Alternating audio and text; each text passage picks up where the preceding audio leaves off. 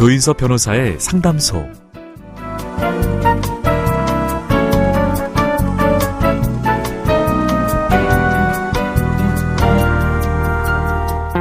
사랑을 알게 되는 나이에 삐져나온다고 해서 붙여진 이름 사랑니. 사랑니는 인류 진화 과정 중에 우리 몸에 남은 흔적이라고 합니다.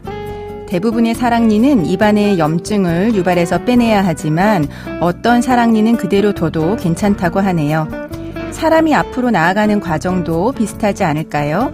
그대로 갖고 가도 되는 것도 있고 과감하게 정리해야 하는 것도 있을 겁니다. 오늘도 당신의 편이 되겠습니다. 조인섭 변호사의 상담소 지금 문을 열겠습니다.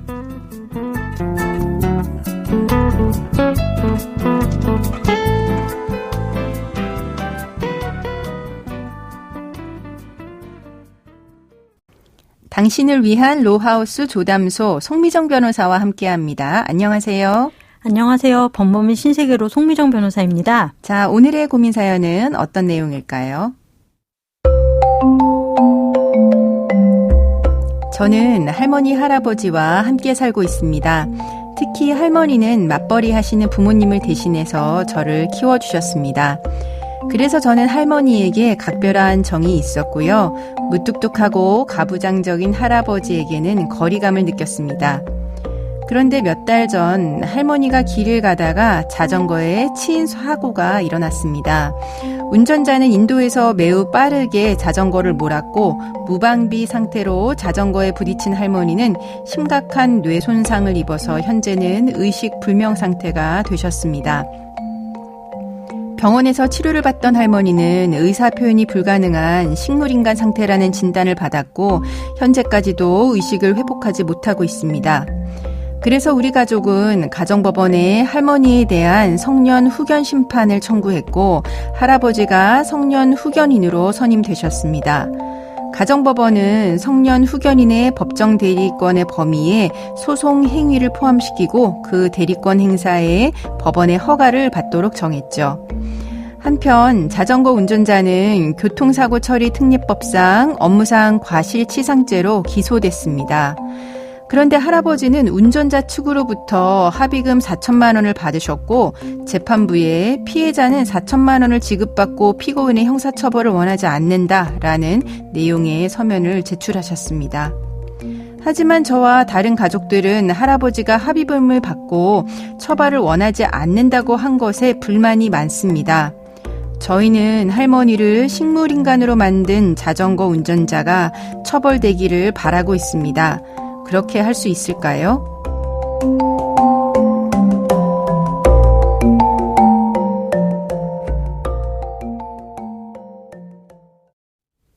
네, 오늘은 성년 후견과 형사사건에 관한 사연인데요. 정말 안타까운 사연입니다. 먼저 성년 후견에 대해서 좀 설명을 해주셔야 될 것 같아요.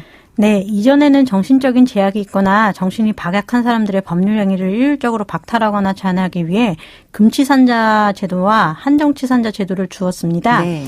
그런데 금치산자 제도와 한정치산자 제도가 본인의 자율성과 그 자기결정권을 과도하게 억압한다는 비판이 있어서 2011년부터는 본인의 의사와 현존 능력을 존중한다는 취지로 후견 제도가 도입되었습니다. 네. 그리고 후견의 종류도 정신적 제약 상태에 따라서 성년 후견, 한정 후견, 특정 후견, 임의 후견으로 세분화해서 본인의 자율성과 자기결정권 침해를 최소화하도록 했습니다. 네, 그럼 성년 후견은 뭘까요? 네, 그중에서 이제 성년 후견은 정신적 제약으로 사무 처리 능력이 지속적으로 결여된 성인을 대상으로 하는 제도입니다. 네. 그리고 이러한 상태의 사람에 대해서는 이러한 사람의 성년 후견인으로 선임된 자가 본인을 위해서 포괄적으로 대리권을 행사할 수 있습니다. 즉 법원의 허가를 받아서 법원 해야 한다고 이제 정한 법률 행위를 제외하고는 성년 후견인이 특별한 제약 없이 본인을 대리할 수 있고 이런 성년 후견인의 법률 행위는 모두 유효하게 됩니다. 네, 그러니까 지금 할머니 상태가 이제 정신적인 이제 능력이 좀 결여돼서 이제 이런 상태이기 때문에 성년 후견 제도를 이용한 것 같네요. 네. 그리고 이제 또 이 사건은 형사 사건도 같이 문제가 되고 있지 않겠습니까? 네. 자전거를 타고 가다가 부주의해서 사람을 치게 되면 어떤 죄가 되고 어떤 처벌을 받게 되나요? 네, 그 주의를 제대로 살피지 않다가 상담자분의 할머니를 치어서 식물인간이 되게 만든 자전거 운전자는 교통사고 처리 특례법으로 처벌을 받게 됩니다. 네, 교통사고 처리 특례법이요. 네, 그 교통사고 처리 특례법에는 차의 운전자가 교통사고로 인하여 업무상 과실치상죄 또는 중과실치상죄를 범한 경우에는 처벌한다고 이제 규정되어 있습니다. 네. 그러면서도 교통사고 특례법에는 차의 교통으로 업무상 과실치상죄 또는 중과실치상죄를 범한 운전자에 대해서는 피해자의 명시적인 의사에 반하여 공소를 제기할 수 없다라고 정해서 차의 교통으로 인한 업무상 과실치상죄를 피해자가 처벌을 원해야만 처벌할 수 있도록 해놓았습니다. 이렇게 피해자가 처벌을 원해야만 처벌을 할 수 있는 죄를 피해자의 의사에 반해서 처벌할 수 없는 죄라는 뜻으로 반의사 불벌죄라고 합니다. 네, 그러니까 반의사 불벌죄, 그러니까 피해자의 의사에 반해서 벌할 수는 없다라고 하는 거네요. 네. 근데 이제 문제는 이번 사연 같은 경우는 이제 할머니가 의식불명인 상태에서 할아버지가 이제 합의를 했습니다. 이 반의사 불벌죄에서 가해자의 처벌에 대한 의사를 본인이 아닌 다른 사람이 정한 거 아닌가 하는 생각이 드는데 이게 가능할까요? 네, 그 반의사 불벌죄의 경우 피해자가 처벌을 원하지 않으면 국가는 국가소추권 형벌권을 발동해서 가해자를 처벌할 수가 없습니다. 그렇죠. 그리고 반의사 불벌죄에서 가해자에 대한 처벌을 원하지 않는다는 의사는 이제 국가소추권 형법권 발동의 전제가 되기 때문에 매우 중요한 소송 요건입니다. 그렇기 때문에 문헌 그대로 의미를 충실하게 해석해야 합니다. 그런데 이제 교통사고 특례법에서는 네. 피해자의 명시적인 의사에 반하여 공소를 제기할 수 없다라고 정하고 있습니다. 이 문구의 의미는 처벌 여부가 피해자의 명시적 의사에 달려있다는 것을 뜻하는 것이 명백합니다. 네. 그렇기 때문에 이 문구를 가해자에 대한 처벌 의사를 제3자가 피해자를 대신해서 형성하거나 가해자의 처벌 여부를 제3자가 결정할 수 있다고 해석하는 것은 법의 문헌에 반하는 해석이라는 것이 법원의 입장입니다. 네, 그렇군요. 그러면은 성년 후견인 같은 경우에는 가해자에 대한 처벌 의사를 본인이 대신 밝힐 수 없다라고 되는 걸까요? 네, 그 처벌을 원하지 않는다는 의사는 피해자의 진실한 의사여야 합니다. 그런데 피해자가 의사 무능력 상태라면 피해자의 진실한 의사를 정확히 알 방법이 없습니다. 그렇죠.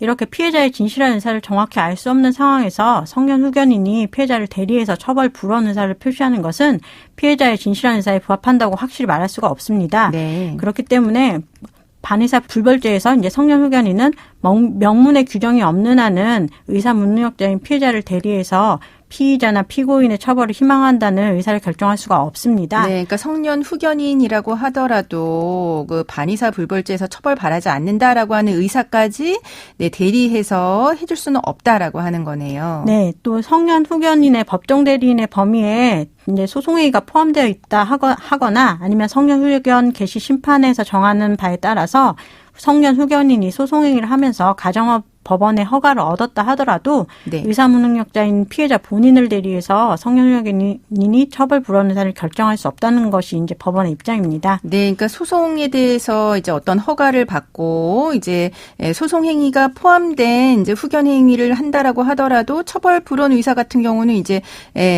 대신 밝힐 수 없다라고 하는 건데, 네, 그렇다면 반대로 이제 성년 후견인 같은 경우는 피해자가 처벌을 원하지 않는다라고 명시적으로 밝힌 의사 표시 이거 철회할 수도 없는 걸까요? 네, 성년 후견인이 피해자 본인을 대신해서 처벌을 원하지 않는다는 의사를 결정할 수 없는 것과 마찬가지로 피해자 본인이 처벌을 원한다는 명시적 의사를 밝힌 경우라면 이후에 성년 후견인이 피해자 본인의 의사에 반해서 이미 피해자 본인이 밝힌 처벌에 희망하는 의사표시를 철회하는 행위를 할 수 없을 것입니다. 네, 그렇군요. 네, 지금까지 그럼 상담 내용을 정리해보자면 성년 후견이라고 하는 거는 정신적인 제약이 있는 성인을 위해서 도입된 제도입니다. 이제 후견인이 포괄적인 법정 대리권을 가지고 있는데요. 이 포괄적인 법정 대리권을 가지고 있다라고 하더라도 반의사 불벌죄에서 이제 피해자의 그 처벌 불원 의사까지 표시할 수 있는 권한이 있는 거는 아니다라고 하는 부분 오늘 알려드렸습니다. 지금까지 송미정 변호사와 함께했습니다. 감사합니다. 조인섭 변호사의 상담소는 유튜브를 통해서 다시 듣게 하실 수 있습니다. 궁금한 점이나 건의할 사항이 있으면 댓글을 달아주세요.